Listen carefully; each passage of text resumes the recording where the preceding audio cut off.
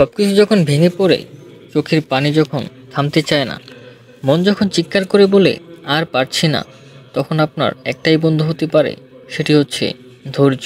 ধৈর্য মানে কষ্ট পেলেও হাল না ছেড়ে দেওয়া। ধৈর্য মানে হচ্ছে আল্লাহর উপর বিশ্বাস রেখে অপেক্ষা করা যখন পুরো দুনিয়া বলে তুমি ব্যর্থ। ধৈর্য মানে নিজেকে বারবার ভেঙে আবার নতুন করে ঘুরে তোলা। আসল বিজয়ীরা হলো তারাই যারা ধৈর্য ধরে লড়াই করে। আল্লাহ বলেন, নিশ্চয়ই আল্লাহ ধৈর্যশীলদের সাথে আছেন। নবী করিম সাল্লাল্লাহু আলাইহি সাল্লাম বলেছেন, ধৈর্য হলো ঈমানের অর্ধেক।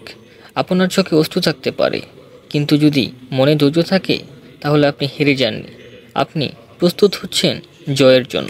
আল্লাহ কখনো ধৈর্যশীল বান্দাকে ফেলে দেন না। আপনার কষ্ট একদিন শেষ হবেই ইনশাআল্লাহ। যদি আজ ধৈর্য ধরেন, কাল আপনি সেজদায় কান্না করবেন, আনন্দের কান্না। তাই থেমে যাবেন, আরেকটু চেষ্টা করুন। আল্লাহ দেখছেন, তিনি ঠিক সময়ে আপনাকে সঠিক পুরস্কার দিবেন ইনশাআল্লাহ। আপনার জীবনে যদি কষ্ট থাকে, তাহলে এই কথাগুলো মনে রাখুন। ধৈর্য ধরুন, বিশ্বাস রাখুন, আল্লাহর রহমত আসবেই। ভিডিওটি যদি ভালো লাগে, অবশ্যই ভিডিওটি একটা লাইক দিয়ে চ্যানেলটিকে সাবস্ক্রাইব করে রাখুন, যাতে পরবর্তী ভিডিওগুলো সবার আগে আপনার কাছে পৌঁছে যায়।